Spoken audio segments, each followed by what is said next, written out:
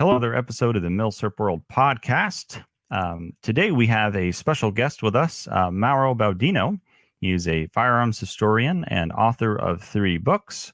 The Artillery Luger, which was published in 2003, and he is a co-author with Gerben von Vlinderman of The Parabellum is Back, and he also co-authored Paul Mauser, His Life, Company, and Handgun Development with Gerben von Vlinderman back in 2017. He is also the curator of the Paul Mauser Archive, and we're very happy to have you on the podcast today, Mauro. Thank you so much for joining us.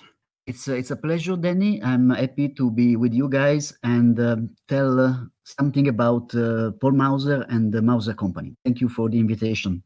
Yeah, you're very welcome. Thanks.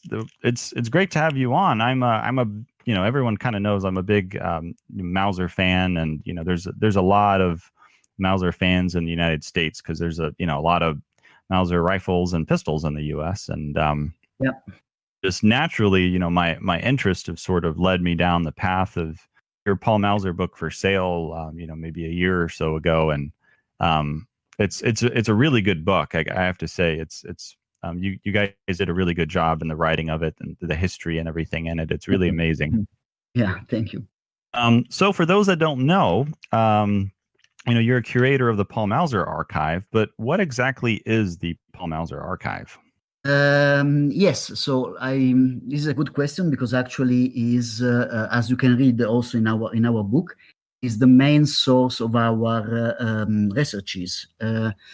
So we have to say that the Mauser Archive is today, let's say, organized in, let me say, 3 different archives. One is the one that I'm curating, the Paul Mauser Archive.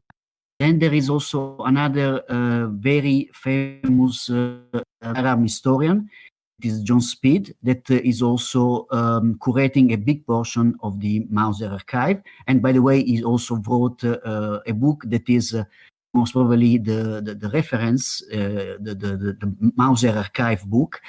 And then there is also the museum, the Waffen Museum in Oberdorf am Neckar.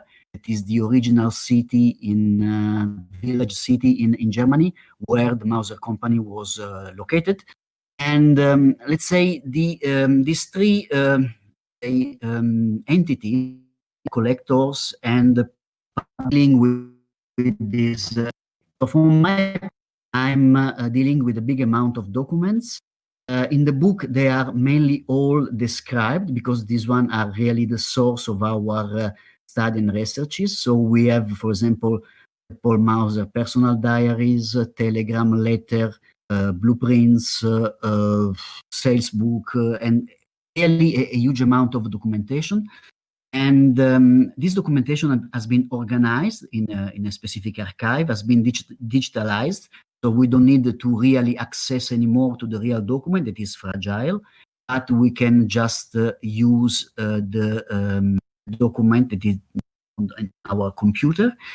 And what is also very important is that my co-author, Gerben van Vlinderman, made an incredible work translating mainly all the handwritten documents of Paul Mauser. He did a really good job because in addition to be able to read and translate all the German, he was also able to learn how Paul Mauser was used to write.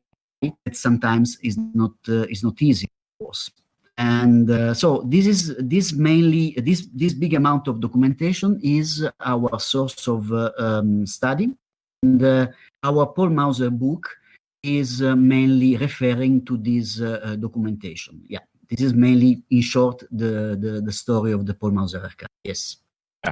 Yeah, and it's really, and reading your book, you have a lot of pictures of these, original documents from the Paul Mauser Archive, and it's really nice that these, little things survived, world wars and everything. That's a lot of good information today. And Paul Mauser's diary pieces are really interesting because it seems he just would write down thoughts on just about any piece of paper he had lying around. Yes, actually, this is very good. It's very correct remark because from what we can see from his documents, Paul Mauser was used to write on any kind of paper.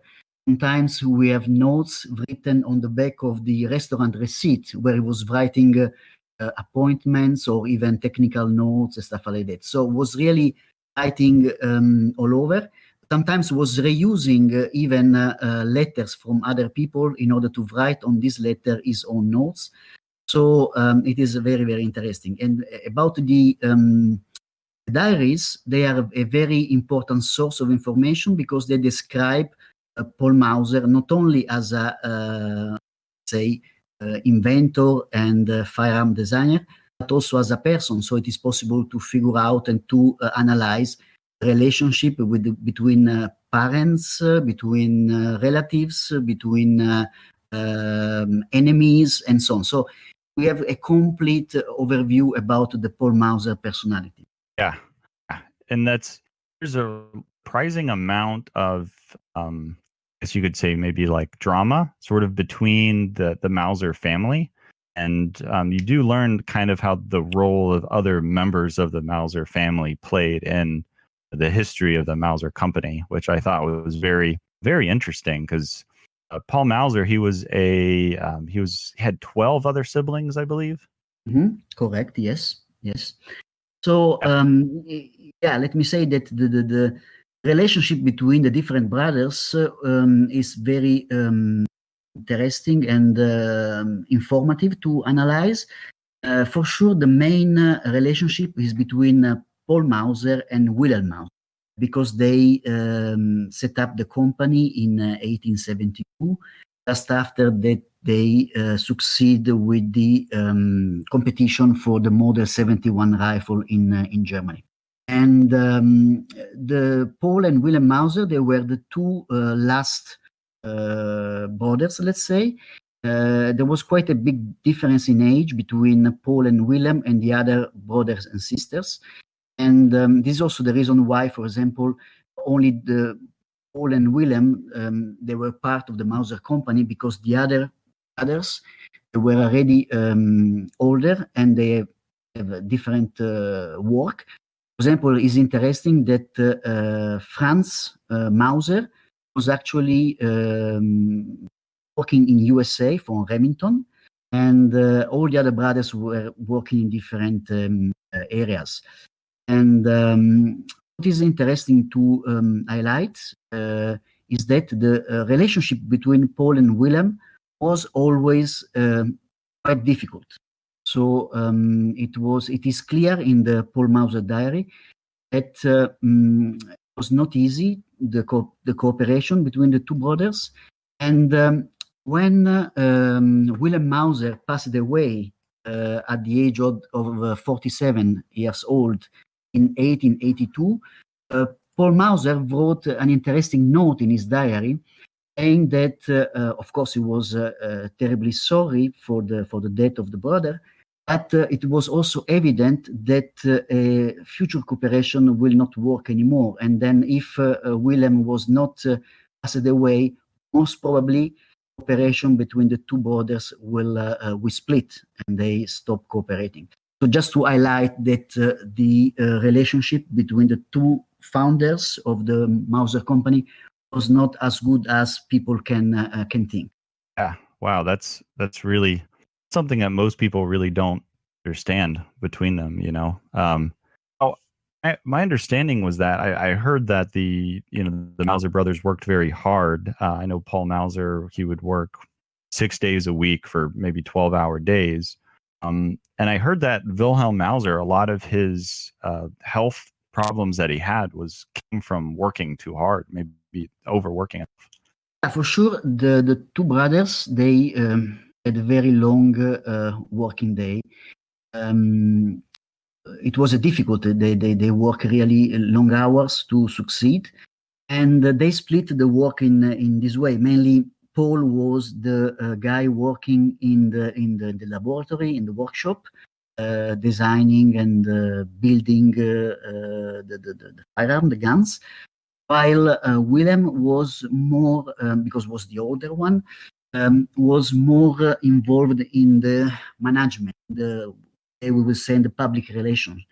And because of this, was traveling a lot. Just to clarify, for example, when brothers come back from Liège in 1879 and they start operating with the GPK in Spandau for the approval and the introduction of the Model 71, Wilhelm Mauser spent his time in Berlin while Paul was in Oberdorf. And he spent the entire period of the acceptance for the rifle in Berlin. When he was back, then there was the Serbian contract, so he moved to Belgrado and he stayed for a long time in Belgrado. But because the contract with Serbia was quite difficult, he spent more time that it was planned in the beginning, and this was for sure impacting his health. It for sure was not good from the beginning. He was not an healthy guy. And the fact that he was always traveling around Europe create problems. For example, he traveled also to Russia in St. Petersburg to demonstrate the zigzag revolver, the C78 revolver. So this kind of life was not really helping. And in fact, it is not really clear the reason why he passed away, but very young, at 47 years old, he died, and Paul Mauser then was alone in managing the company. Yeah. Now, Wilhelm Mauser, passing away in 1882. What role do you think Wilhelm passing away kind of played into Paul Mauser losing control of the Mauser Company? Yeah, let me say that this happens quite immediately after that Wilhelm Mauser passed away. We have to clarify already that the bank was, for example, Alfred Kaula, that was one of the manager of the bank that was supporting Mauser Company with money, was already in the board of Mauser. And when let's say Wilhelm passed away, the role as a manager of Alfred Kaula becomes even more important. And Paul Mauser was just a very good engineer, or better, technician, because Paul Mauser was not an engineer, but was just technician. We know that he had a very basic school. Yeah, he was just studying until 14 years old, and then was just working as an apprentice in the Royal Company in Oberdorf. So yes, Mauser was not a manager, was unable to manage the company alone. So this was clear since 1882, when Wilhelm passed away, and became so evident in 1887 when the main contract with the Ottoman Empire was set up. Those days, Löw joined Mauser in this competition to sell the Mauser rifle to the Ottoman Empire. And Löw played a perfect game with Paul Mauser. In the end, he convinced Paul Mauser that the best solution for him was to be the technical director of his own company, leave the management of the company to Löw himself, to, let's say, to managers coming from the Löw company. This is the reason why, in the end, Mauser joined in 1887 the Löw Empire, let's say, because Löw was really a huge company covering different areas. And then in 1896, when DWM was set up, Mauser was part of DWM. So let's say formally from 1887, Paul Mauser became technical director of Mauser, and for this he received a salary. So he received a salary from his own company, let's say, plus the royalties of the different rifle and pistol he was producing.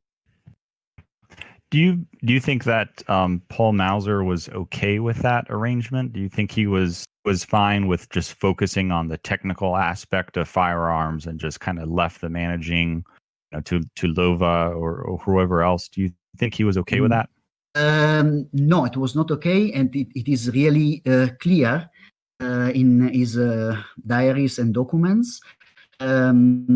He's accepted this solution. Let's say it was clear that for him was with both, but he was always raising, was also always raising issue, and he was complaining with the managers coming from Löw, also with Löw himself, because he was saying that these managers don't have any clue about how to manage a firearm company. He was always complaining about the way these managers were used to do the business, and it is very clear in a sentence, in a very funny sentence he wrote in one of his diaries. Wrote that the members of the board of directors of Mauser, they are people with plenty of money, but a very low skill about how to manage a firearm company. This is just to clarify the feeling of Paul Mauser with respect to the managers and the board of directors of Mauser Company. It's always a really interesting part of the Mauser Company history is the involvement of Lova and their company matters, because most people kind of think the Mauser Company is synonymous with Paul Mauser. They think it's like the same thing, but he was really an employee of his own company for a very large section of his life. Yeah, I would say that from 1887 until 1914, when he passed away, was just one, let's say, very, how can I say this, was just a first-class employee of his own company. By the way, it is also interesting to know that when he set up his contract with the Löw, he got also the possibility to live in the house that was located in the facility of the Mauser Company. So just to highlight that also he was living in a house that was somehow rent by Löw from Mauser himself. It is quite a funny aspect as well, Yeah. Let's talk some about Mauser's other family, other than Wilhelm. It's kind of a good point in your book about how his nephew, kind of confusing, his nephew's name is Paul Mauser II, and sort of, yes. And Paul Mauser II's involvement in the Mauser Company. Yeah, this is another interesting point. Let me say that Paul Mauser II was the son of one of the brother of Paul Mauser, Erich Mauser. And yes, for any reason, the son of Paul Mauser didn't follow the interest in the company, or at least they don't have a main role in the Mauser Company. One of the son of Mauser, Max, he became a doctor, and another son, Alexander, Alex Mauser. He worked for the company. But was not really reaching any management or high-level position in the company. So Paul Mauser II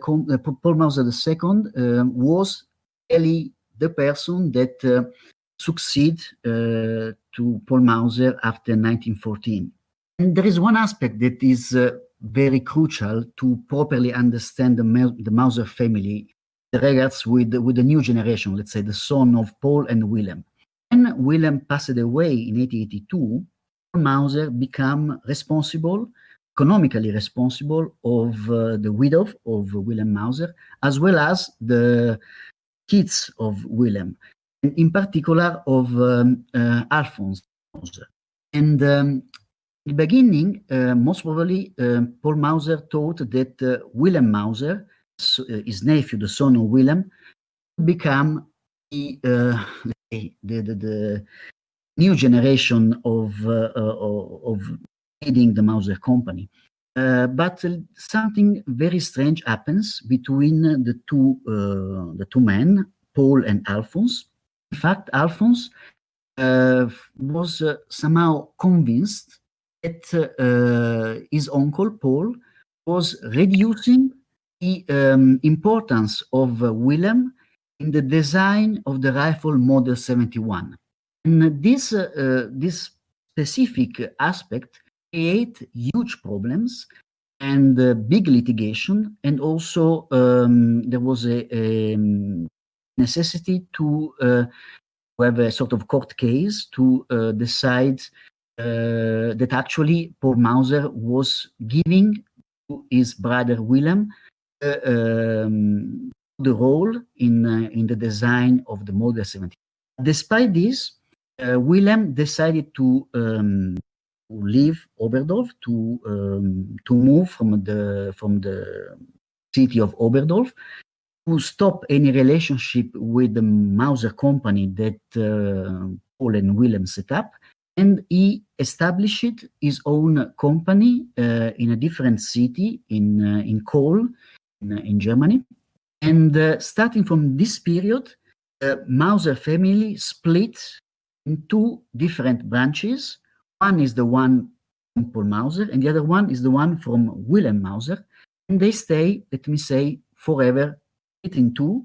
There was no way to, let's say, to combine again the relationship.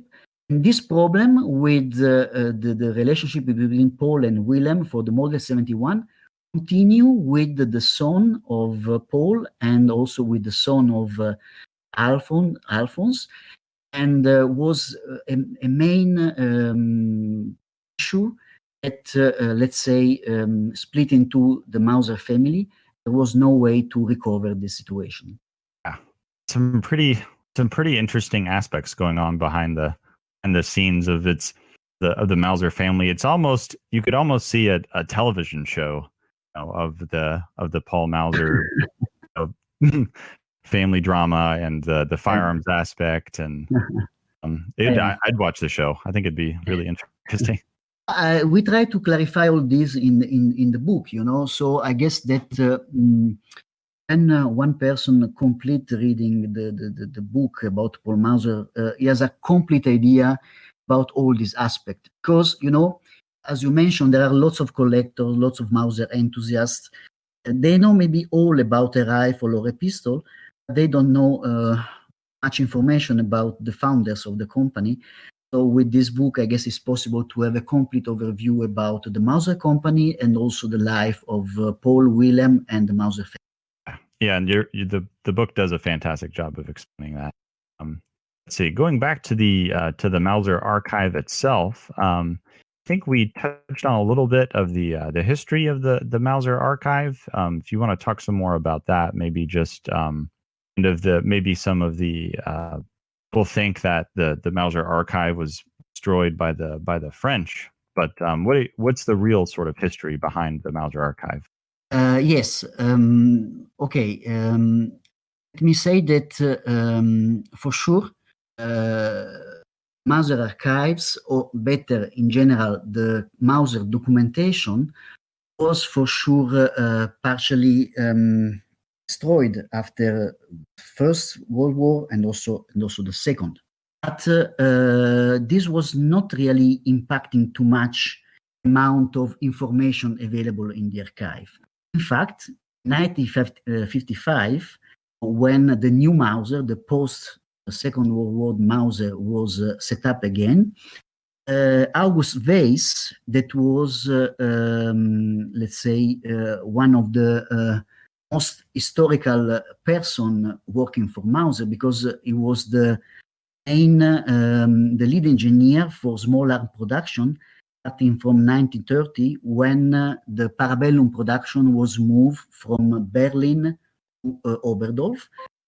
August Weiss was in charge of managing the Parabellum production as well as all the small arms production in Oberdorf. And in 1955, he received a task for the new management of the Mauser Company, see what was available in terms of archive and documentation from the old days. And we have to say that most of the documents were still there. Unfortunately, there was not, in that period, in that specific period, there was not yet a concept of saving the heritage of the old company. And therefore, most of the documentation, the old documents that were, let's say, not useful anymore for the new company, were destroyed by the company itself. And this was really pity. And most of the documents that today we can study were simply saved by enthusiasts or by people of the company, and there was no real interest in saving the heritage of the company. So what we have today is just the effort of a group of people that during the year decided to keep and maintain this documentation. And what we have now is most probably I cannot say that it is a complete archive, but is at least a nice portion of the original documents that allows us to understand how Mauser was managed, to understand, let's say, all the aspects behind the company. There is also one aspect that is crucial to analyze, because if you ask a question like this, so if you want to study today the archive of any gun producer in Germany from, let me say, 1870 until the Second World War, until 1945, the only archive surviving is the one of Mauser.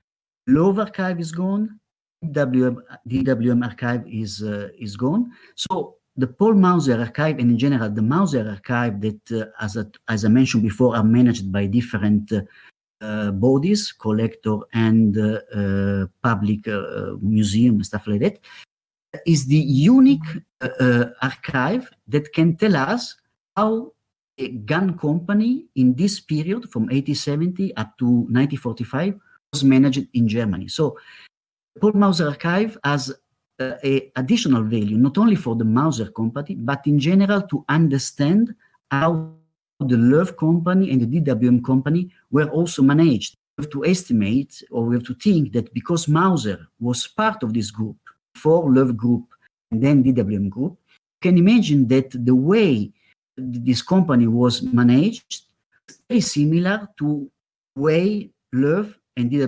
DWM were used to work. Is a really important, let's say, this archive gives us a real overview that is not only Mauser related, but is more in general related to gun production in Germany in this particular period. Danny? Hear me? Yeah, we can hear you. Okay.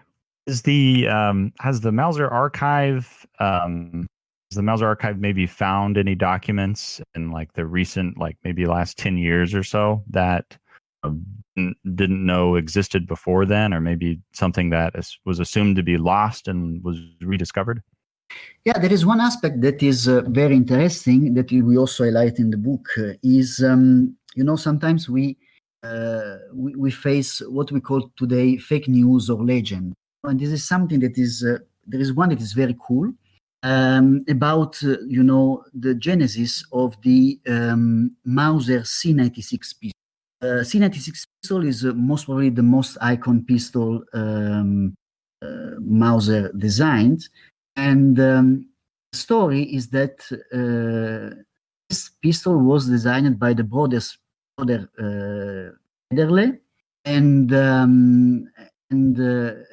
in any book of about the C96 pistol, you can read that the brothers Federle developed this pistol, now hiding this development from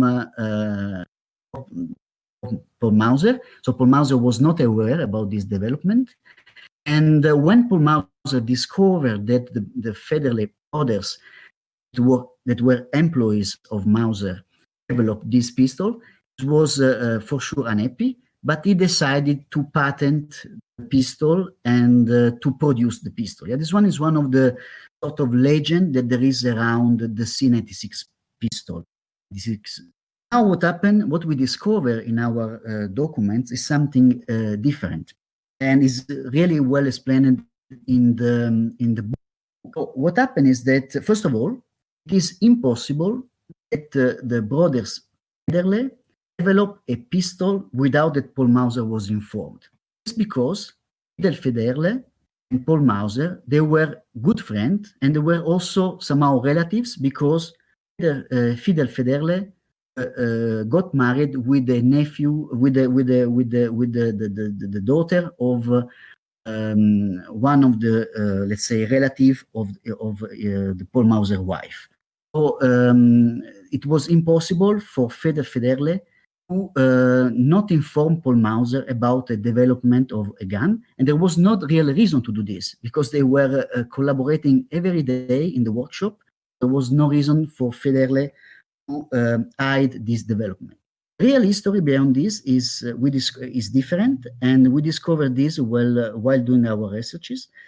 The real story behind is that Bergman, another great firearm developer and producer, inventor in Germany, designed his own pistol and contact Paul Mauser in order to, let me say, ask Paul Mauser to produce the pistol.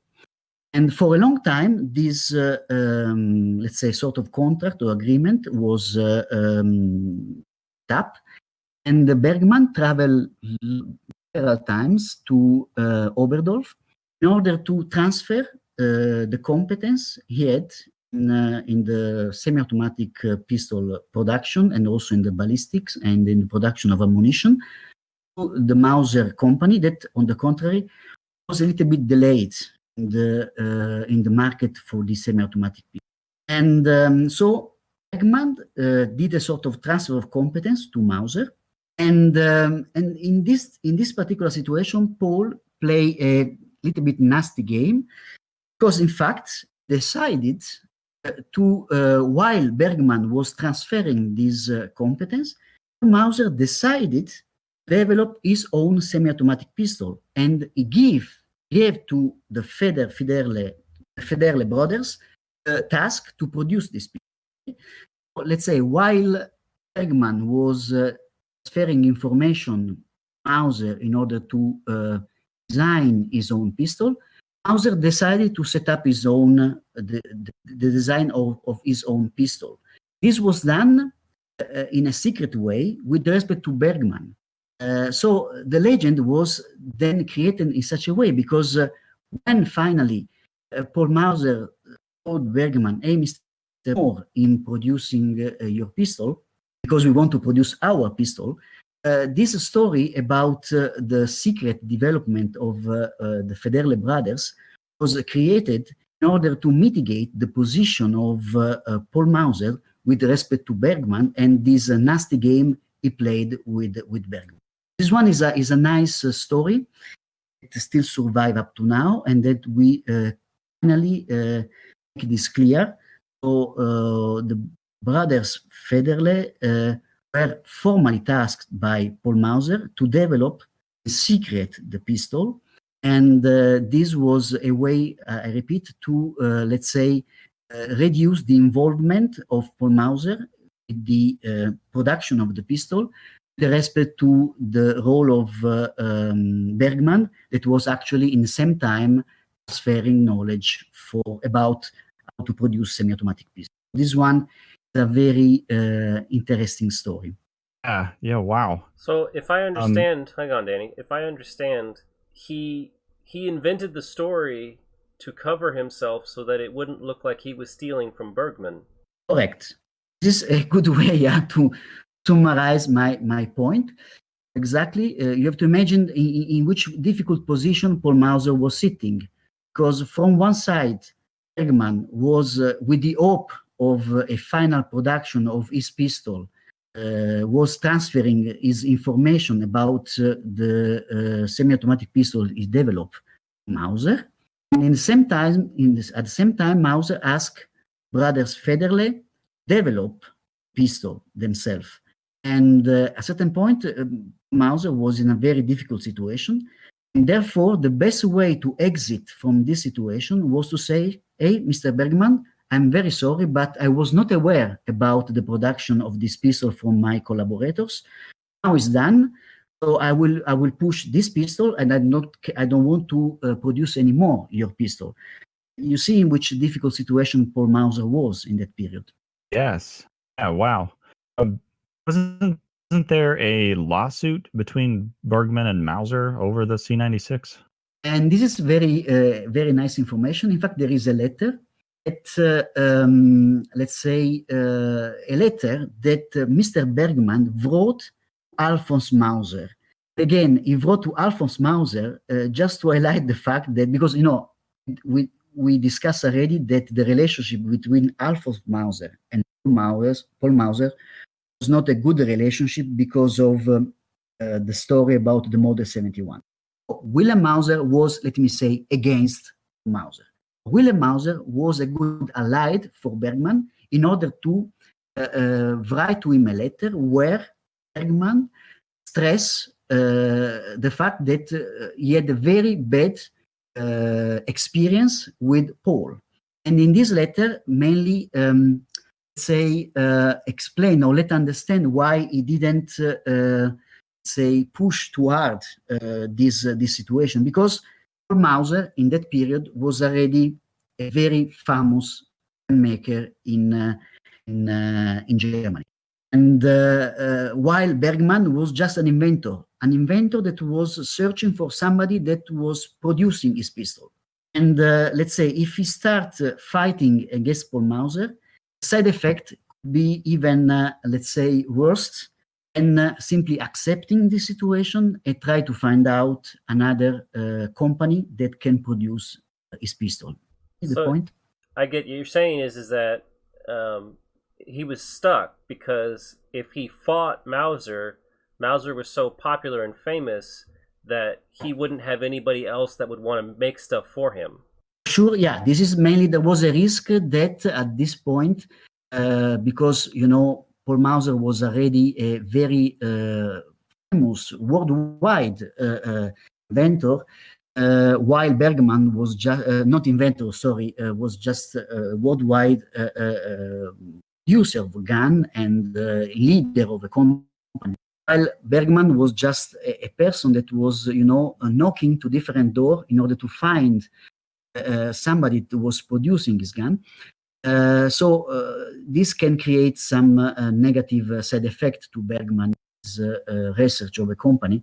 So he was scared to fight against this might of Mauser. For this, he decided to don't go to a court case with Paul, but actually, he decided simply to be silent and carry on the production of his pistol to another company. And but the frustration he had is really well explained in this letter he wrote to Alphonse. I can imagine being extremely frustrated. Yeah, absolutely. In fact, Paul Mauser made just, I guess, something like 10 of the Bergman pistol, something very small, a small number of Bergman pistol. And when Paul Mauser decided to carry on with the C96, he gave back to this 10 pistol to Bergman and say, okay, we cannot carry on with our relationship. I'm sorry. And then Bergman, I'm not really expert in the Bergman pistol, but Bergman found out another way to produce his well-famous semi-automatic pistol that actually looks not very different from a C96 at the aesthetical point of view. Yeah. The Bergman Bayard, like 1910 model, does kind of, they look similar, yeah. Yeah, they look similar, yeah. And this one is the story behind. And I have to say that this one is the only, let's say, negative aspect I realize in the life of Paul Mauser, because for the rest, Paul Mauser was a really correct person. Okay? So I don't know the reason why, let's say, Mauser decided to play this game that was a little bit nasty with Bergman. Okay, so the reason is unclear. This is a fact, and we have the evidence with the Paul Mauser documentation, and we have also the evidence with this letter between Alphonse Bergman and Alphonse Mauser. It is still available, the original copy, and all the story was clearly written by Bergman himself to Alphonse Mauser. That's really interesting. Yeah. What else that I read? Mauser seemed like it to be a really upstanding guy. So it's really interesting. It is one of the aspects of, for example, Mauser was really attentive to several aspects of workers. For example, his setup was one of the first company in Germany that set up a pension scheme for the work. He was going to the church every morning before going to the workshop. He gave money to several institutions. And so it was, in general, when you read this diary, you realize it was a guy that was really, let's say, positive and was happy to help other people around him. And I repeat, the only negative aspect that I see in his story up to now is the one that he did with Bergman. For the rest, was in general a very correct. Yeah, I liked the story of how Paul Mauser would keep a 20-mark bill, and if he saw somebody that was doing a good job in his factory, he would just hand them this 20-mark bill. Yeah.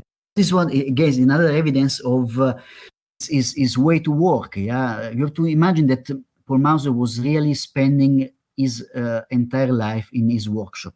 He was really working hard in his workshop. He did several other things for sure, mainly when he was, famous. For example, he had also was also in the parliament, and he had a specific role as a politician. So he was traveling to Berlin on regular basis during the week in order to attend meeting in the German parliament and so on.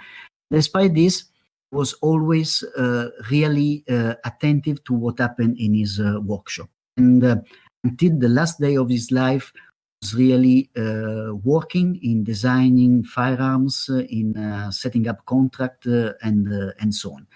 So was really attentive to the workers that are the main, let's say, core of his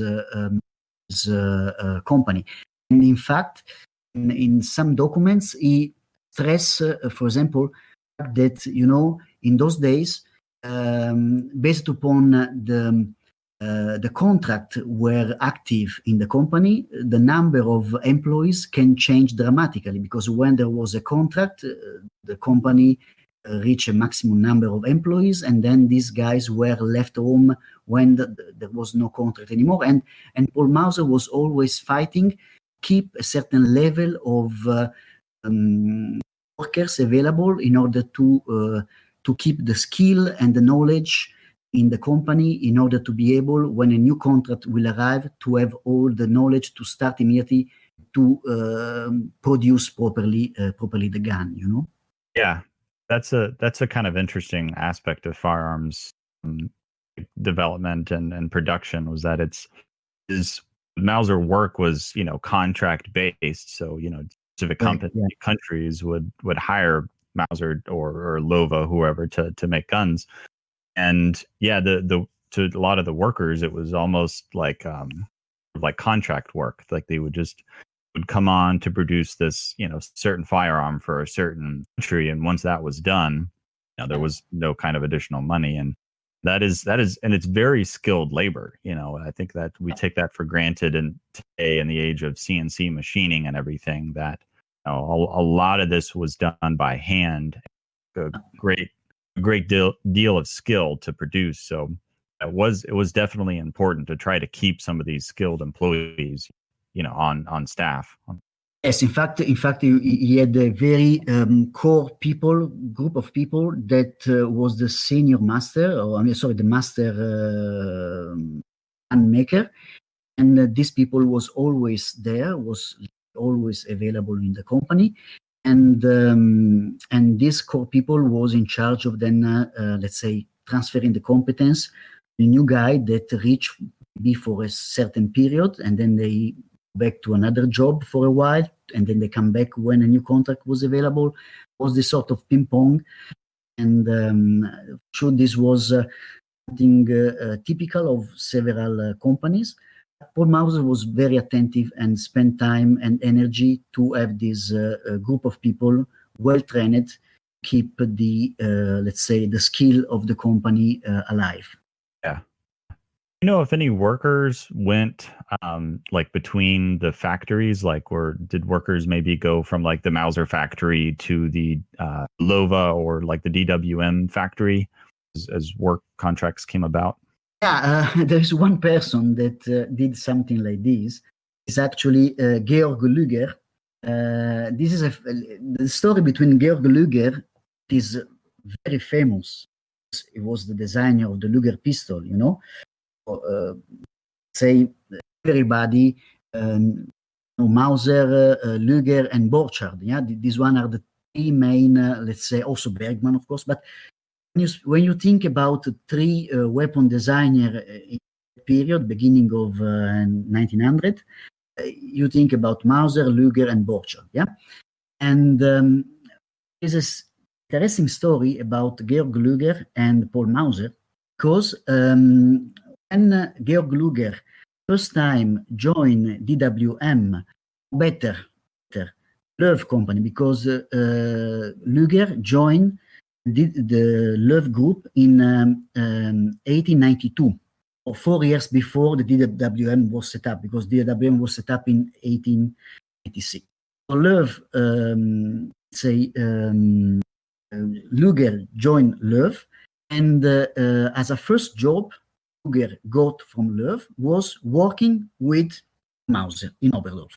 This is something that most of the people maybe doesn't know or is not familiar with this.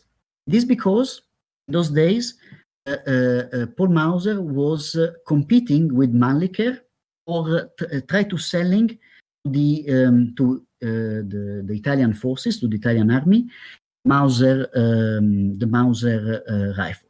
And Luger helped Mauser in this specific contract for two reasons. First, because before Luger was working for Mannlicher, so was very well informed about the weak point of the design of Mannlicher. So it can help in the, let's say, the positive aspect of the Mauser rifle with respect to the Mannlicher. The second point is that Georg Luger was fluent in Italian language and therefore was able to go to Rome and speak with the Italians officers and explain and describe the Mauser rifle. This is what happened in 1892. Georg Luger started working with Paul Mauser, and the relationship between the two men was not good. Actually, what happened is that the relationship between ended in a court case because Paul Mauser complained strongly against Luger, because Luger patented some aspect or some technical solution that Mauser was using with his rifle. So Paul Mauser, let's say, got to patent immediately this. Luger did, and there was a court case. Luger won, and this is a very funny story. Mauser was obliged to pay royalties to Luger or something that was using in his rifle that was actually designed by him. And this created a huge problem in DWM, and the story between Luger and Paul Mauser ended in this way.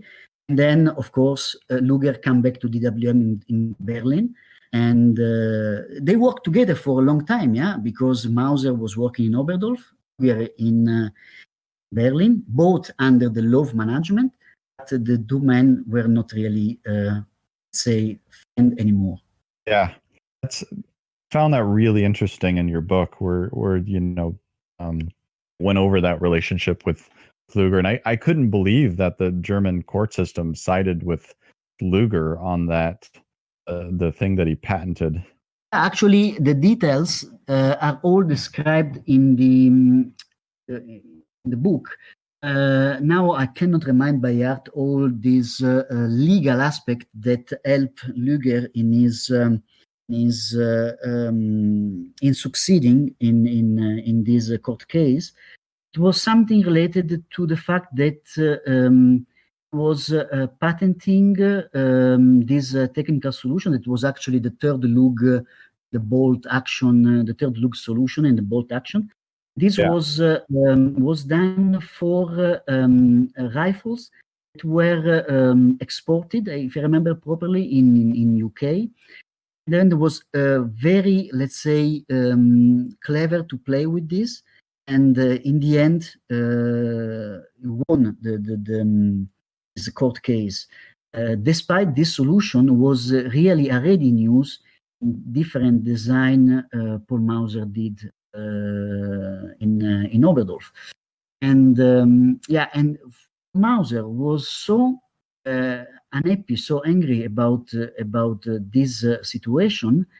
It is also the reason why he decided to patent C96 to himself, not to DWM, to the company. Reason was that mainly Löw was, let me say, having a neutral behavior, a neutral, let's say, position in this court case. Is what not giving, let's say, was just neutral. Yeah, just watching as a spectator this fight between these two persons, and this is something that Paul didn't accept.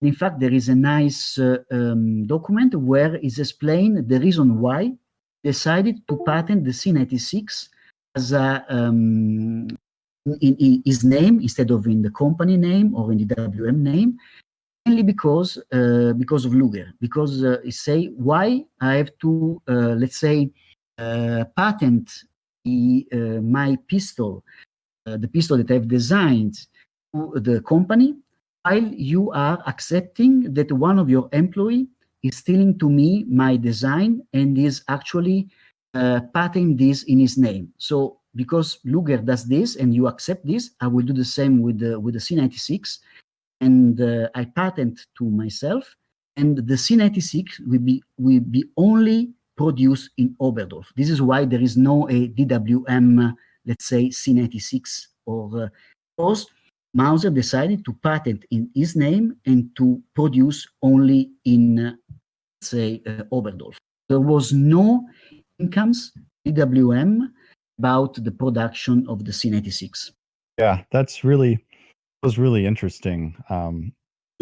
The German court system sided with Luger, and then how the actual company, Lova, sided with Luger against Mauser. And yeah, I do love that. I loved reading that. I laughed when I read about how Mauser patented the C96 in his own name, kind of held that.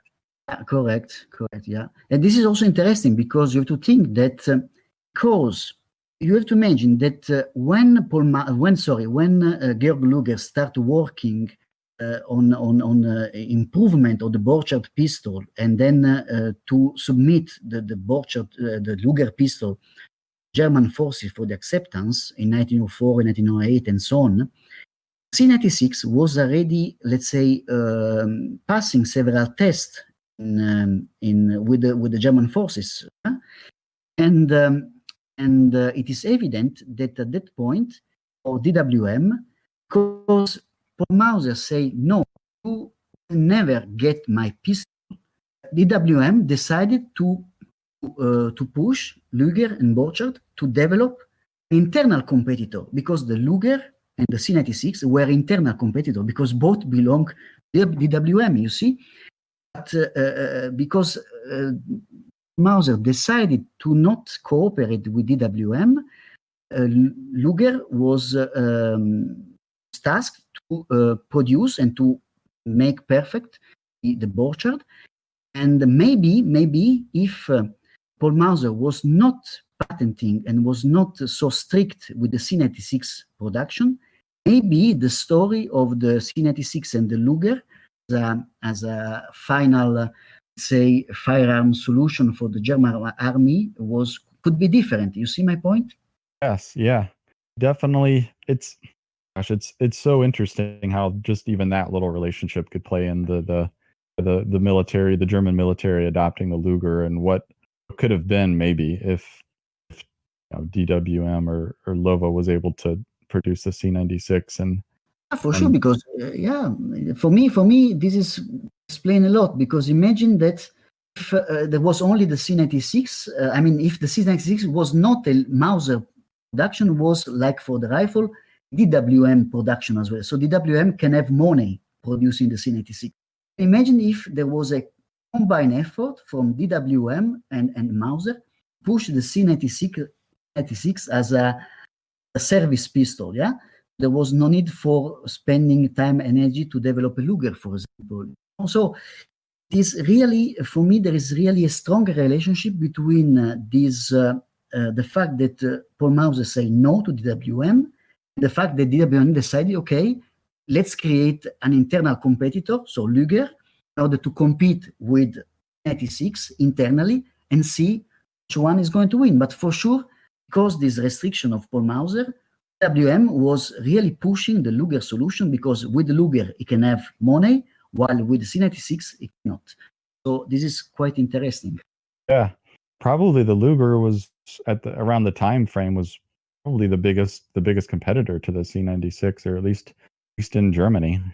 You have to see that, okay, then all this is well explained in several books and in several archives. There was several pistols that participate to the competition.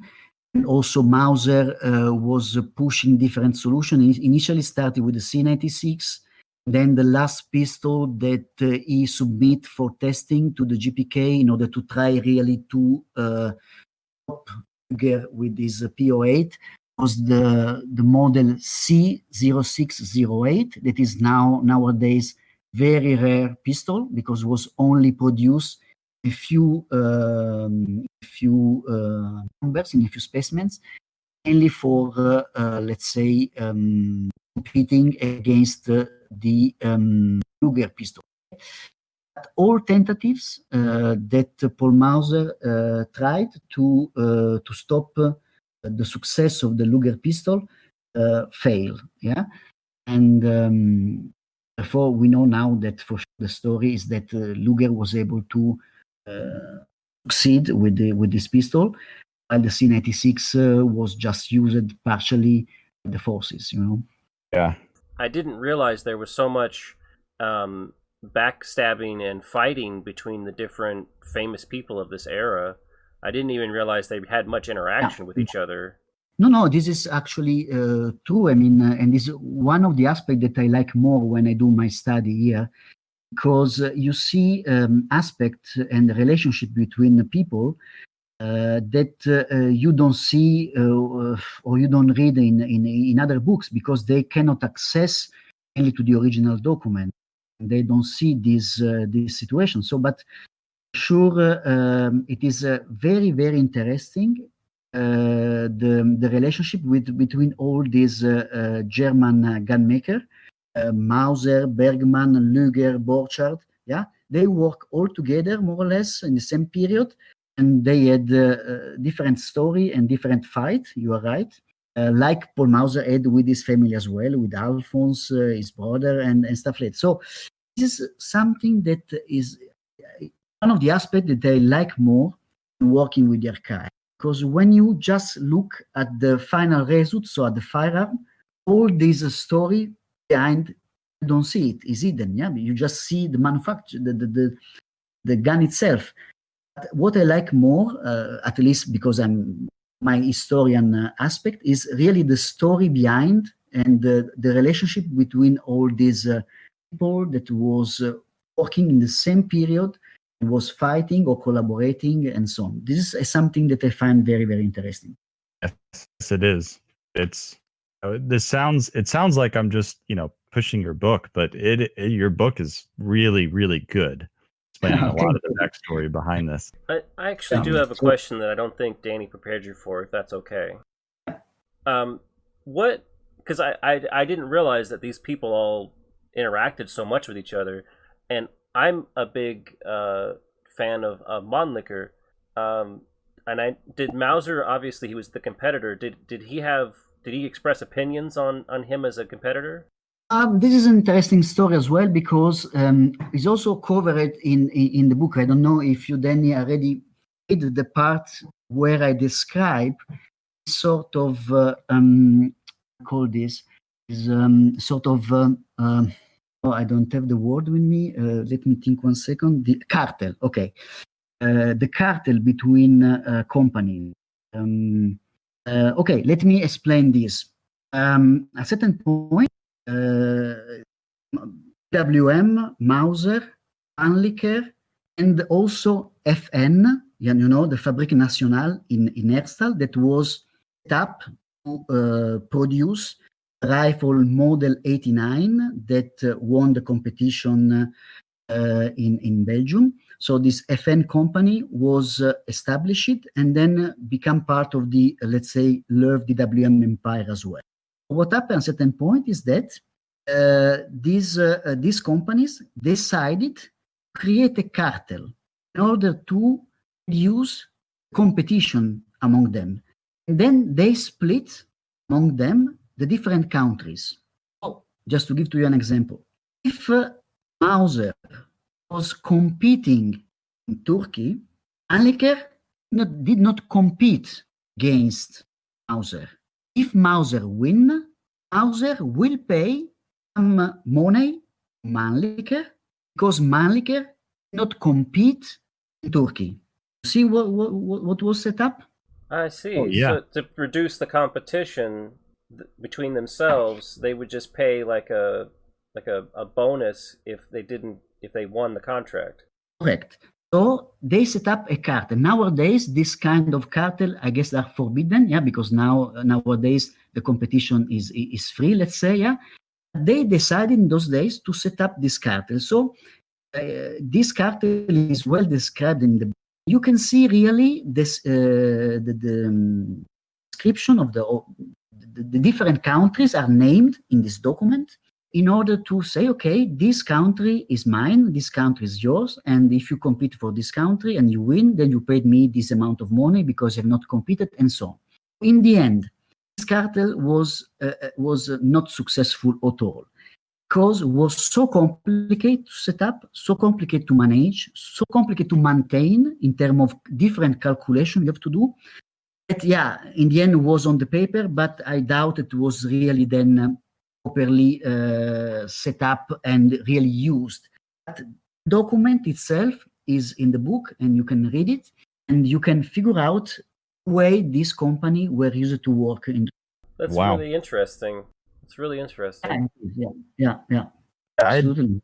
I didn't really know about the cartel between Mauser and the Mannlicher companies. I knew about a cartel between all the different Mauser companies a little bit later on, kind of post, maybe right before World War One. Knew that there was a cartel kind of set up between FN and Mauser and. Yeah, no. This is really the story, and the documents are telling us this. So. The document is fully translated, and you can really see they decided to go in this direction that was maybe more lucrative than really doing a free competition.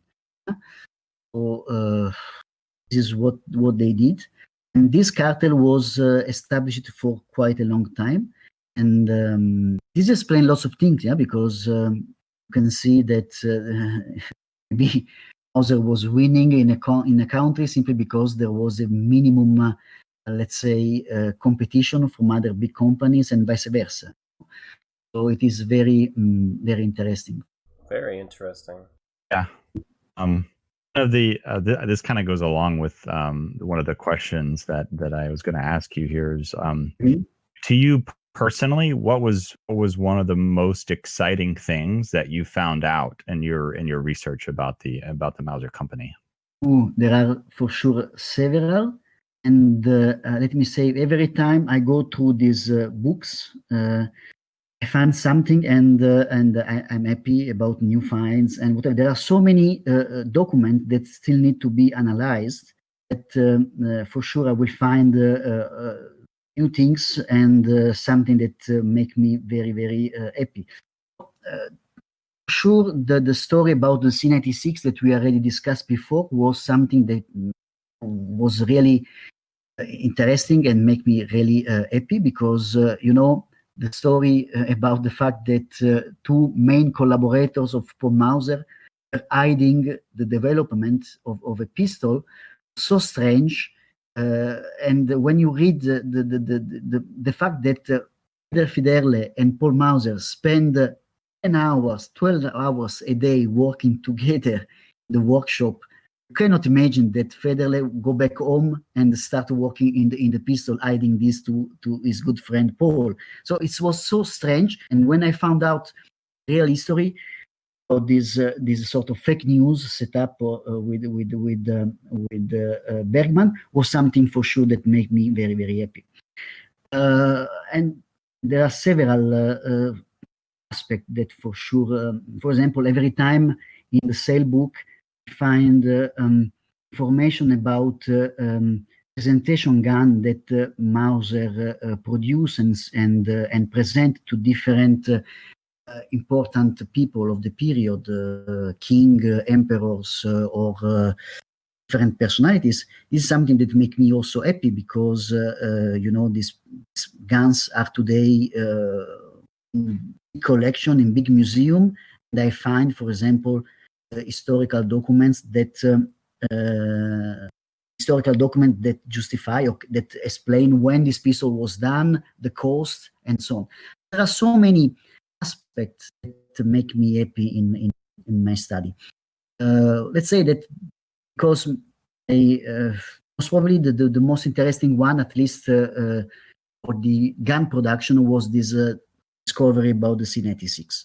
For the personality of Paul Mauser, sure, something that was interesting is discovering this the relationship with Wilhelm Mauser that was not so good as expected. And also, for example, realizing that Paul Mauser was one guy that every morning went to the church before going to work.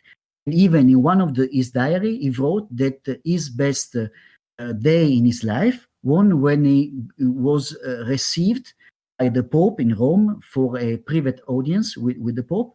It's also something that is interesting, because you see a certain aspect of the life of Paul Mauser that is unknown to most of the people, Yeah, it's really there's a lot there. I understand that the question I asked is a pretty broad question about. We already talked about a lot of really interesting things. It's good to know that there's still a lot of documents that have yet to really been dug into and dissected, because that means that we have a lot more to look forward to in the future of covering new information still. Yeah, for sure. For sure, something that is interesting to do, but is really time consuming, is studying the sales book. This book are book where the Mauser Company was used to write every day the gun that were sold. Okay, so you have information about contracts, about dealers, and these books are huge. One of these book is the weight of one of these book is around 7 kilo. Yeah, for each single book, huge ledger. And in this book, the bookkeeper was just writing each single gun that was sold out, was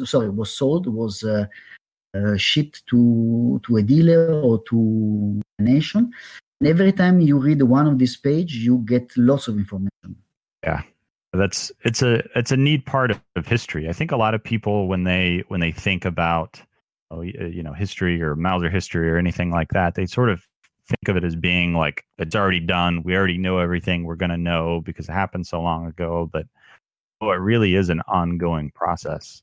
And and it's great that that you guys are with the Mauser Archive are still going through documents and uncovering stuff, and follow the Mauser Archive on Facebook, and I see the postings that you do, and it's really neat seeing these original documents and even some really historical firearms that you post on there.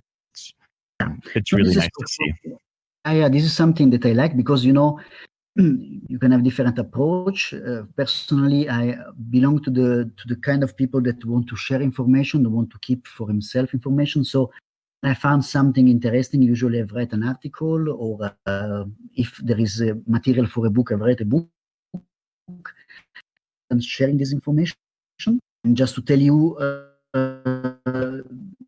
in this day, a new article, the translation into English of the contract between Mauser and the Ottoman Empire for the rifle in 1887 is the first time that this contract is translated. And I'm able to translate this document simply because the original document is written half in, you see the page, one page, half of the page is written in Ottoman Arabic language that I cannot read for sure. The other one is written in French. French I can translate. So I'm translating now into English the original contract, and this will be published later, I don't know where, when, in USA as well as in other magazines. This will become available. This is something also very, very cool. Yeah. That's really neat that there's still that stuff going on, and it's fantastic. You guys are doing a fantastic job, and a lot of the stuff that overabundance of information that you guys have is really quite amazing. This is probably sounds like I'm shilling or something, but for the amount of information that you guys put out, and even just like for free, in a lot of your posts and articles and stuff like that, fantastic. Yeah, this is something that sure I like this. So I'm quite proud of this of the study we are doing, and the fact that I'm with you today discussing about what I'm doing is for sure an evidence that there is an interest. And the researches I'm doing with my co-author Gerben van Vlimmeren, John Speed, and all the people, Mark Erickson, all the other people that are, sharing with me this effort is well appreciated by you guys. So this is something that for us give energy and motivation to carry on with our research. I have to say, as a Mauser fan, I definitely do appreciate it, and I know a lot of other people that are listening to this also appreciate the work. Cool, good, thank you. To go to another question that I before, you've been into, have you heard from or met or anything of any Mauser relatives recently? Are there any living members of the Mauser family that maybe you're still somehow involved? Yes. Okay. Personally, I was in touch with one Mauser. Now the relationship with the Alphonse Mauser and Willem Mauser, but belonged to this branch that we discussed before. So was the name of this person was Pedro Mauser, and I exchanged a few mails with this gentleman, and I acquired to this gentleman some documents he had in his library about the family, let's say, and I exchanged a few emails with this person about the Paul Mauser branch, let's say, of the family. I have no information about any surviving relative.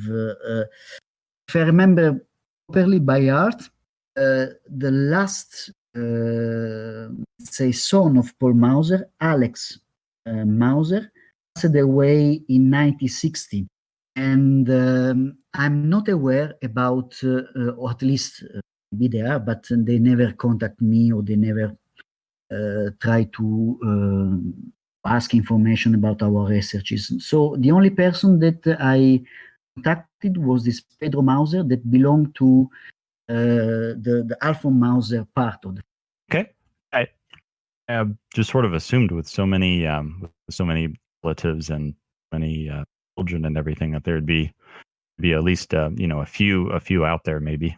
Yeah, this is could be, yeah, but personally, I had no other relationship with any relative of the family. Yeah. Okay. Looking through the questions here, probably I guess we could go back to you. You mentioned some of the people you work with and some of the that you work with the Mauser Archive and some of your co-authors and everything. How many people would you say are sort of working, behind the scenes at the Mauser Archive? Let's say that the most active, for sure. Okay, let me say, John Speed is my mentor. Is the person that introduced myself to this study, and he's explained to me lots of things. John Speed belonged to another generation. Let's say belong to the generation of my father. Okay? I'm younger than John, so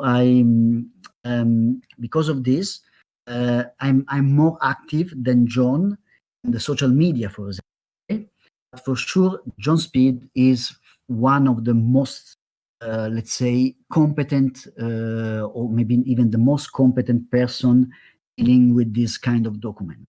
And the other people, for sure, there is my co-author, Gerrit van Vlimmeren, that is working with me, let's say, almost every day. We are in touch.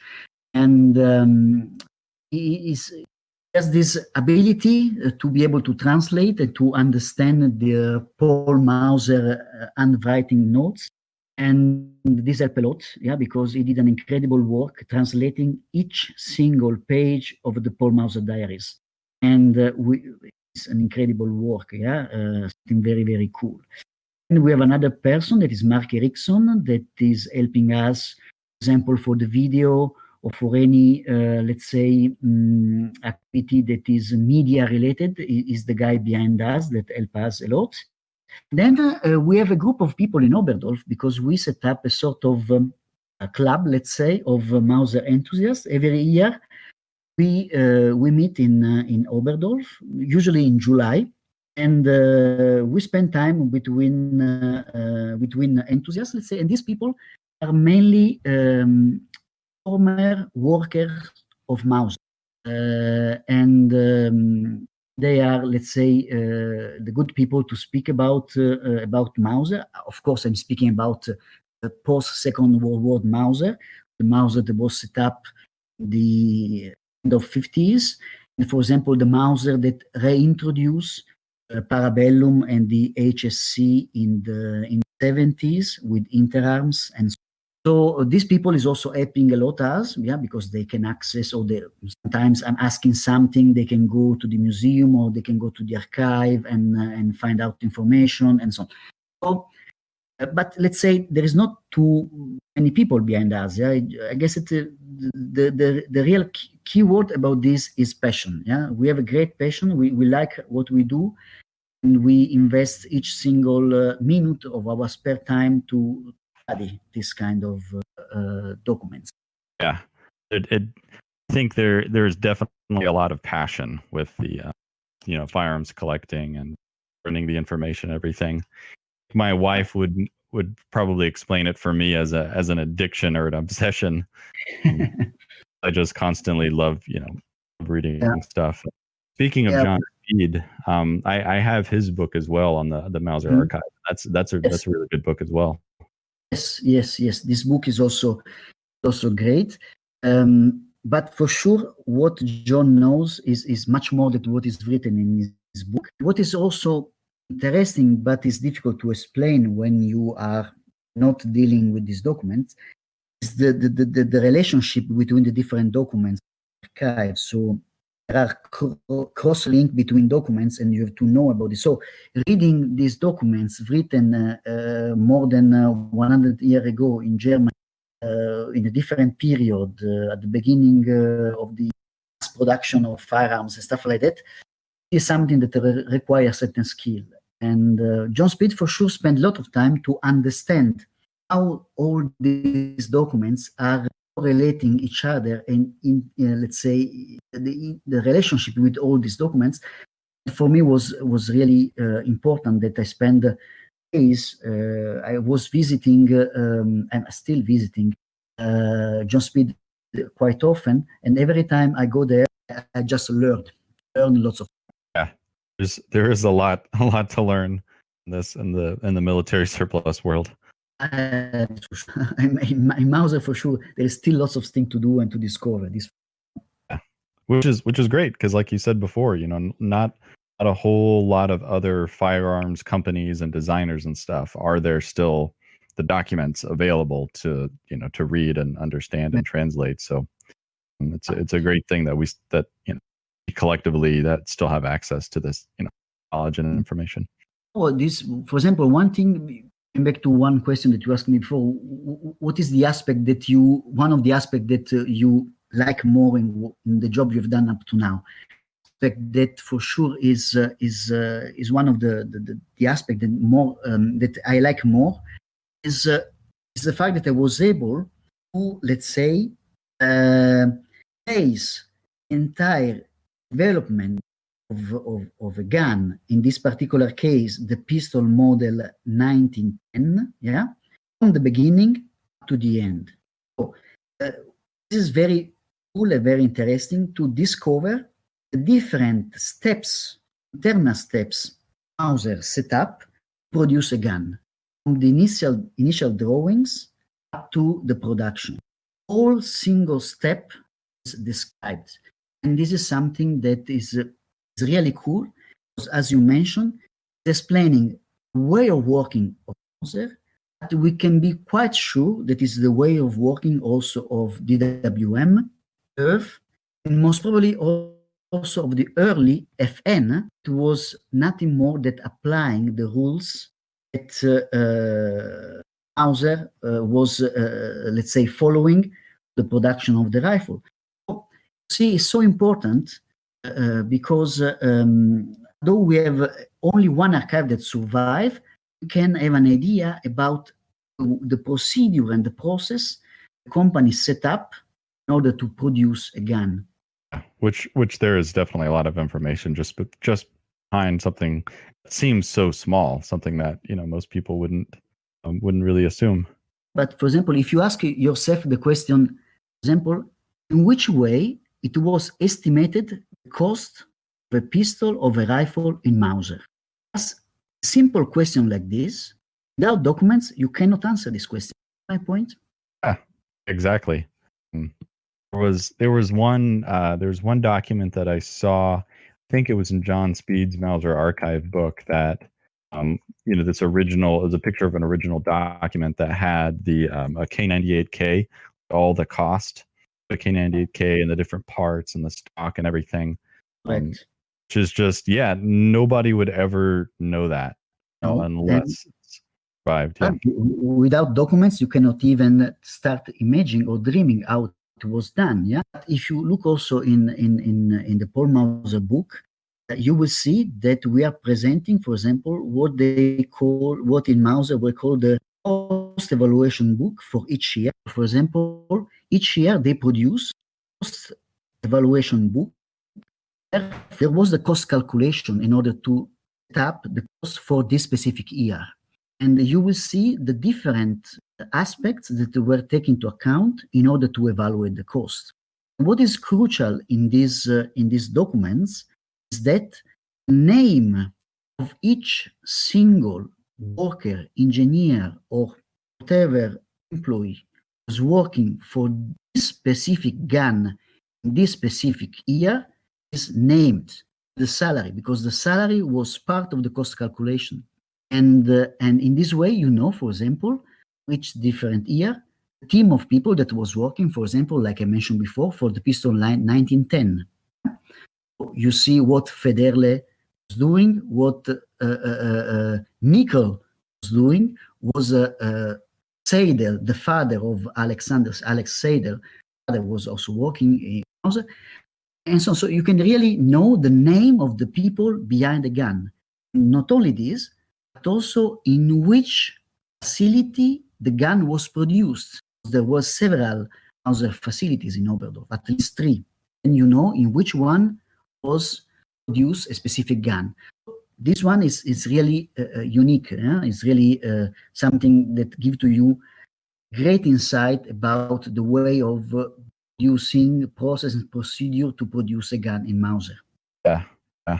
Well, we talked a little bit before. I think I mentioned that I'm a big fan of the Mauser rifles, and I know that you in particular are very interested in the Mauser pistols, and you have quite the collection of rare and interesting Mauser handguns. How did you first get into collecting Mauser handguns? How did you first get into collecting maybe just military surplus in general? Okay, speaking about something like 25 years ago now that I started my interest with Mauser in general. Let me say that my first interest, like for most of the German pistol collectors, started with Luger. So I started my interest with the Luger. And then, as you know, Mauser was the biggest Luger parabellum producer from 1930 up to 1942, and then 1945, 1946 under French control. And then they started again in 1970, reintroducing the parabellum for Interarms until 1999. Say, I started with the Luger, mainly with the Luger produced by Mauser.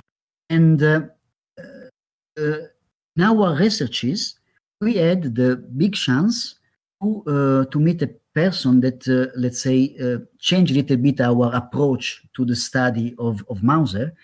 It was the Professor Dr. Gminder. It was the manager of Mauser in the 70s, and Mauser started again the production of the Parabellum. Was the guy, the main actor in Mauser, that set up the original contract with the Samuel Cumming Interarms in order to produce again the Parabellum and the HSC. Okay? This person introduced us to Mauser, let's say, to the internal aspect of Mauser. He make available his archive, his documents, and we use these documents to write my second book that I wrote with Gerben van Vlimmeren. Parabellum is Back. It is actually the story of the Mauser Parabellum from 1945. If I want to be really formal and correct, the 20th of April 1945, when the French occupied Mauser, until 2000, when Mauser was dissolved and was sold to Blaser, and the story of the Parabellum, of the Second World War Parabellum, was over, was done forever. And this person, this Professor Dr. Gminder, that is a good friend of us now. I meet this great person, gentleman, every year in Oberdorf. He's part of our, let's say, Mauser fan club. And this guy introduced us to the Mauser that you don't see, let's say. So the internal aspect of Mauser. And he helped me and Gerben and the other person to create a network of knowledge about people in Oberdorf. And this dramatically increased my interest with Mauser. And then all the rest is just a consequence, Yeah. Well, I can ask a couple more questions. You can just let me know, like, if you want to answer them or not. Are there any Mauser books that you are working on? I know your last one just came out in 2017, and I know it takes years and years to get one of these coming out. But assuming that there's going to be more coming out in the future, and I know your books are sort of focusing on like the Mauser pistols and stuff. Do you have anything about maybe Mauser rifles or Ottoman contract or anything like that coming out? being worked on? Until now, let me say that there is no a project about this. Yeah, so we don't have a project for a new Mauser book. Never say never. So maybe discover something, or we are able to collect enough information to use another book. Producing a book, writing a book is a huge. Okay? Book like the Paul Mauser one and the Parabellum is back. You have to account around 6 or 7 years of work, because you have to prepare all the documents, translate, analyze. It's a very huge.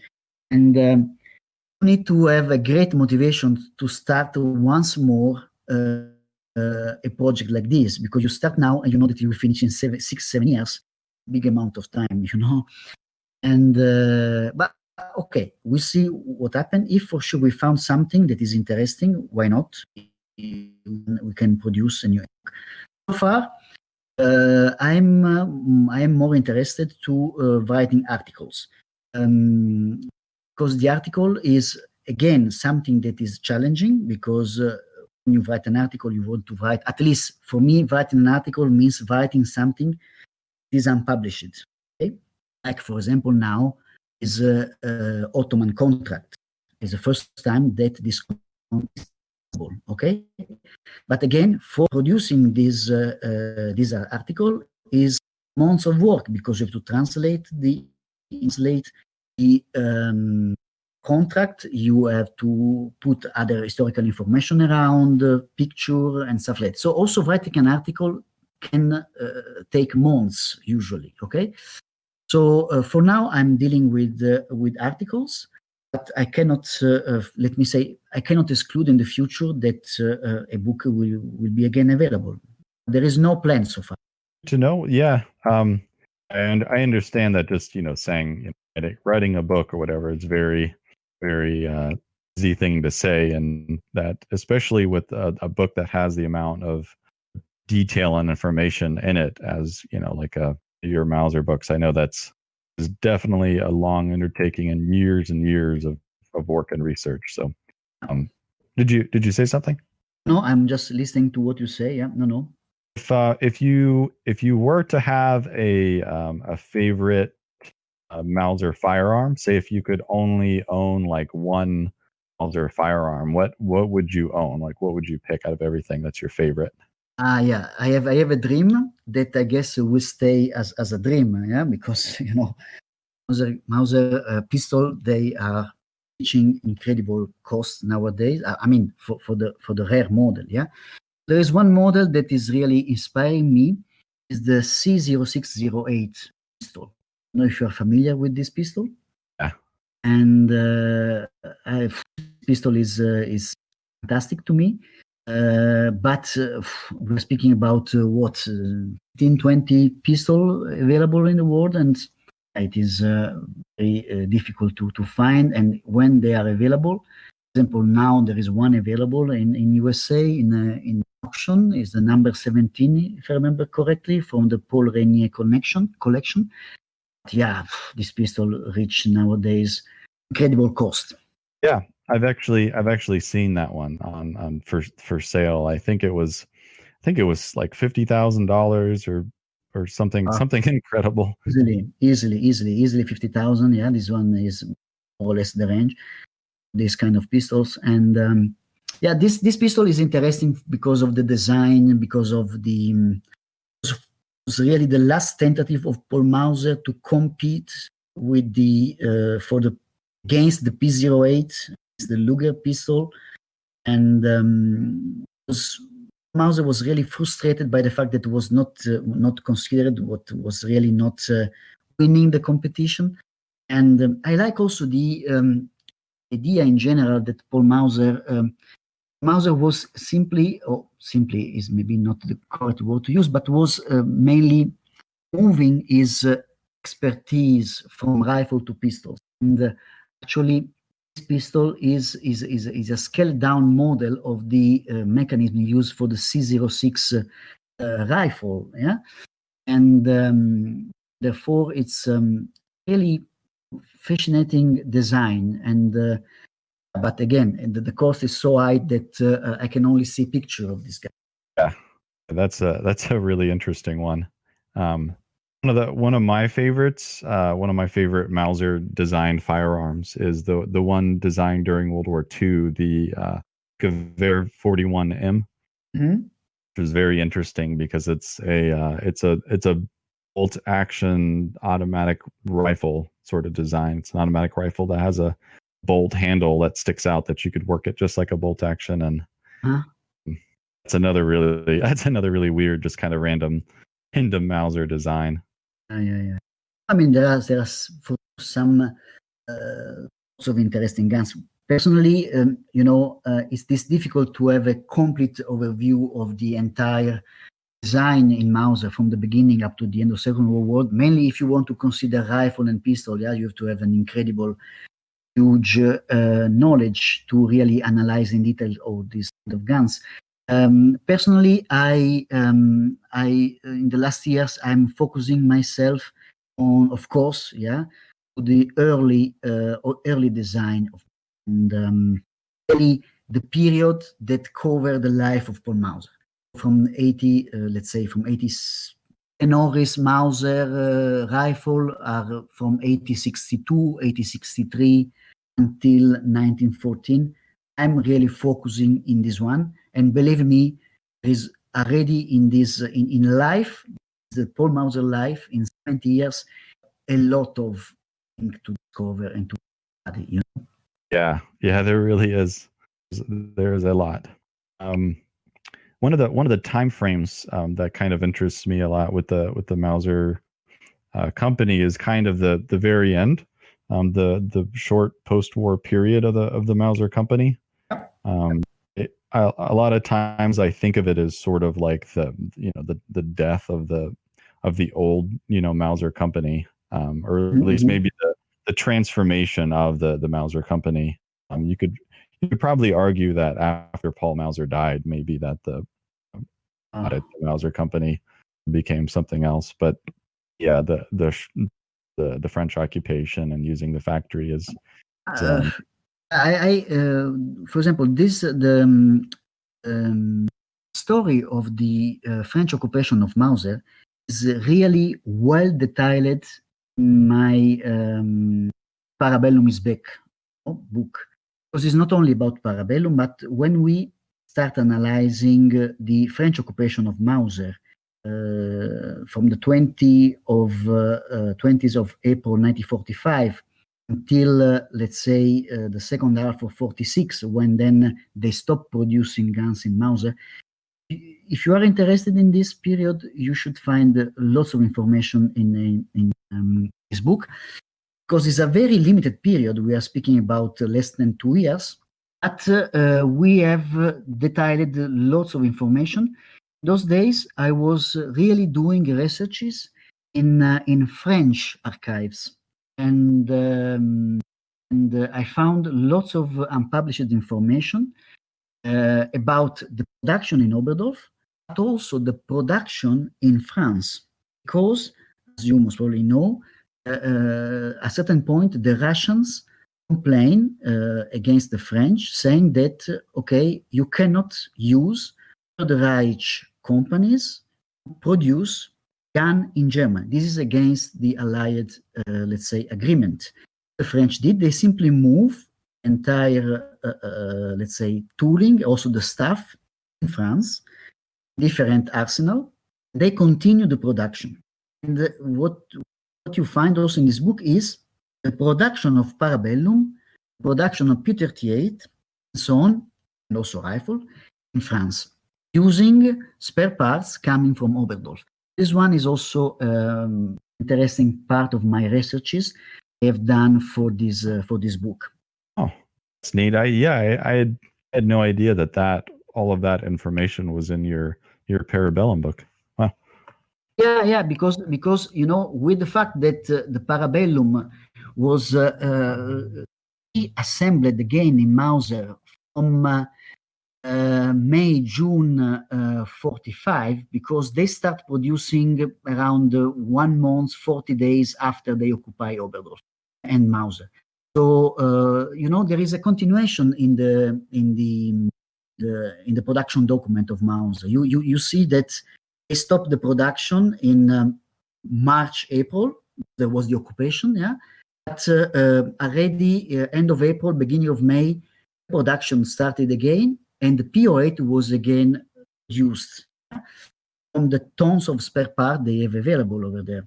And but these documents that we present in the book is not only for P08, but is the entire production of that period. So you will see the production of, let's say, rifle, pistol, and machine guns as well. Wow. Okay, that's really interesting. I'm gonna have to pull that book up, I think. So you have both of them, you see. Well, if I have 2 of your books, I might as well just buy the third one then. Yeah, but the third one is in Italian, so I don't think that is really helping you too much. Oh. There's a joke about languages. So if you 3 languages, you're trilingual, 3 languages. Yeah. Speak 2 languages, you're bilingual. If you speak 1 language, you're American. Okay. Yeah. Yes. It's you could speak and read these other languages to go along with your research to help out.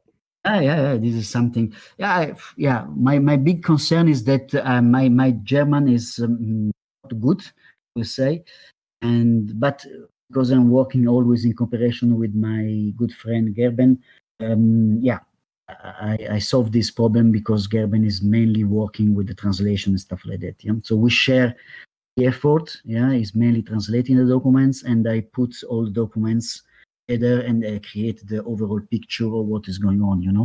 Yeah, that's great. That's a great way to work together on it. Yeah. While I'm fluent in French, so for example, all these researches I did in French archive was just easy for me because I'm speak French as well and read French as well. So I was able to translate and to read these documents without any effort. Yeah, it's fantastic.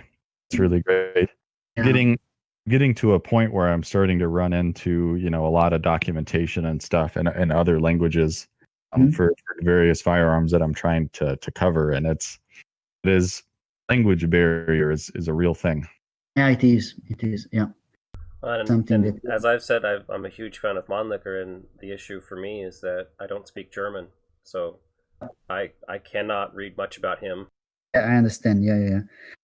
This one is one of the main issue. When you add to the language, also the other problem that we had, with the fact that most of the Mauser documents we are dealing with are written in the old German. Okay?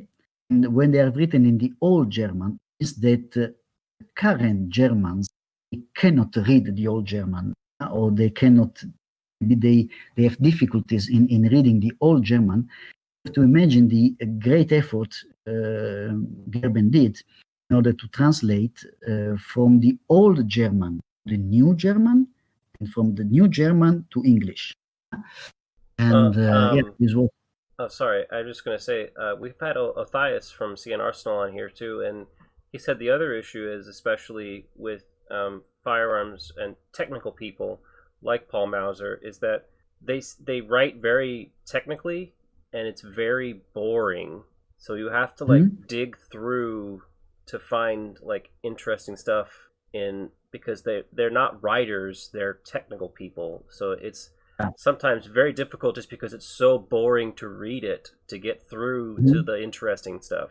Yeah, this is also true because they were really detailed, and sometimes they are spending lots of ink to describe aspects that nowadays for us maybe they are not so interesting, or they are referring to things that we are not getting at all. Maybe, for example, they are describing how to use a specific tool that we don't know. So you are absolutely right. Maybe to read 10 pages and the valuable information in these 10 pages that you can reuse nowadays, just few lines. Sure, yeah. So this is for sure also an aspect that is part of this effort that I mentioned before to do a book or to deal with this kind of documents. Yeah, that's true. And I know from personal experience that a lot of these, government documents can be very dry.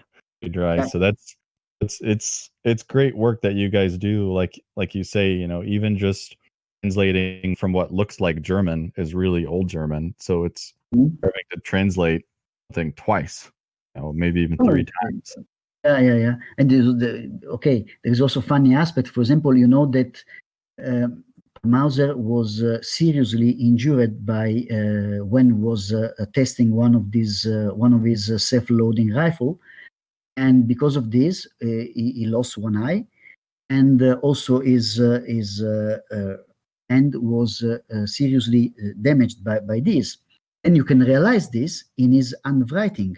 So there is a handwriting before the accident, the handwriting after the accident. You have to become familiar with this.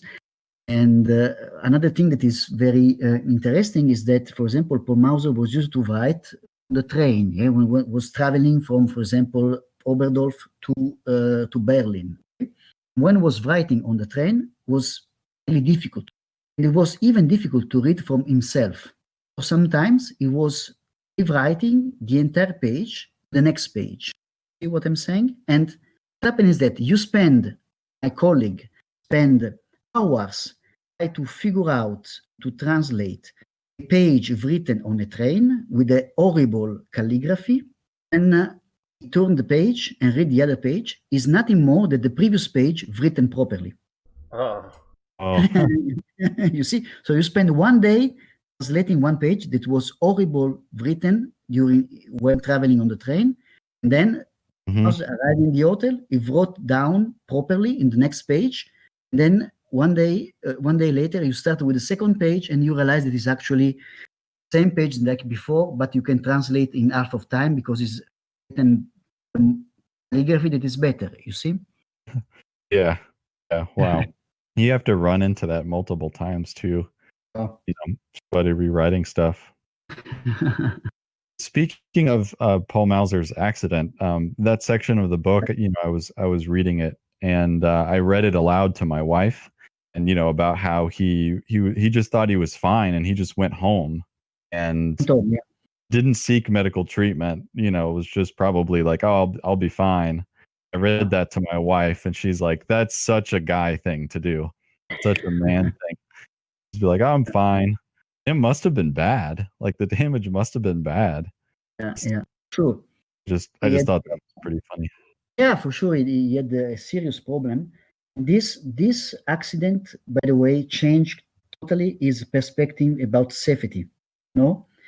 And since this accident in the company and also with the rifle design and so on, was much more sensitive to the safety aspect of the gun and also of the test it was used to do in Mauser.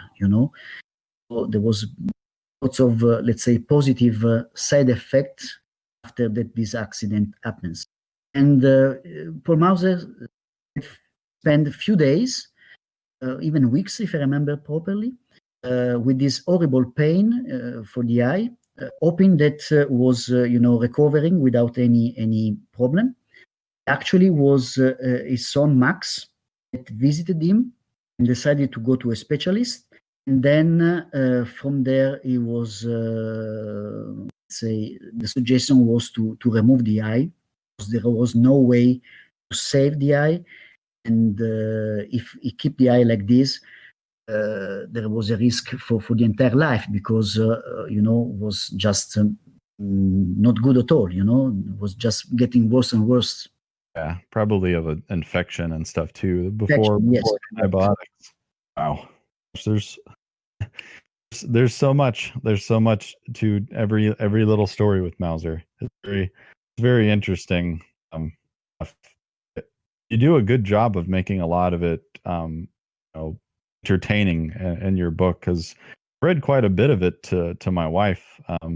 We were sitting out by the pool the other day and I had your book and I just read some of it aloud to her and she enjoyed some of it too.